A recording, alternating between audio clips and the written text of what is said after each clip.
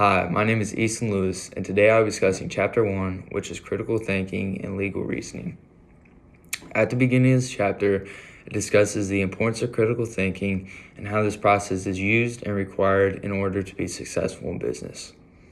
Critical thinking refers to the ability to understand what someone is saying and then to ask specific questions, enabling you to evaluate the advice someone has given to you. To me, this means as a business leader, you must have a set of critical thinking skills that allow you to take away certain ideas from the advice given to you in order to form the right questions, which will ultimately allow you to develop the right plan or decision for your business. And there was two quotes in the book that I believe relate to this topic and as a business leader, and that is weigh the relative worth of alternate courses of action. And I think this just simply means going back and taking away the certain ideas and visualizing what you believe is best for the business. So there was also a figure in the book that states, a critical thinking approach doesn't give me all the right answers, but it helps me ask the right questions. And I think this is important because in order to receive the right answers, you must ask the right questions.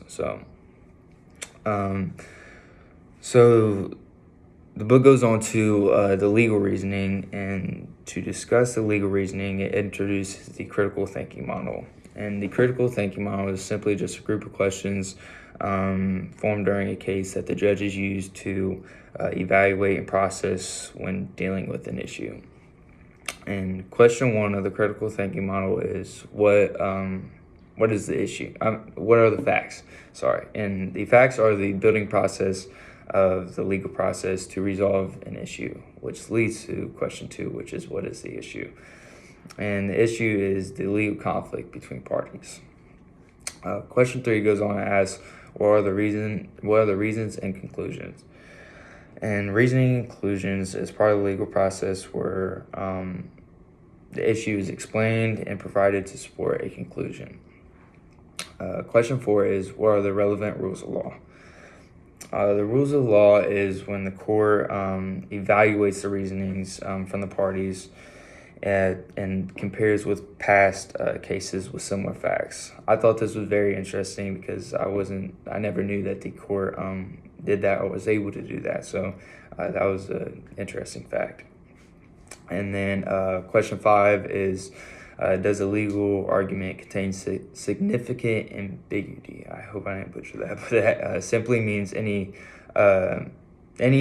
words or phrases can have multiple meanings, and obviously the court must consider both parties and what their meanings mean to them before making any decision. So going on to question six is what ethical norms are fundamental to the court's reasoning. And in many cases, judges consider ethical norms such as justice, stability, freedom, and efficiency to influence their decision. Question seven is, how appropriate are the legal analogies? And analogies require courts to compare legal proceedings cited by the parties with the facts in order to make a legal decision for the case.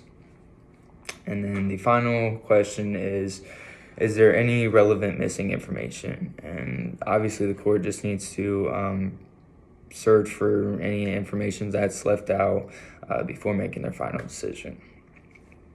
So that's it for chapter one.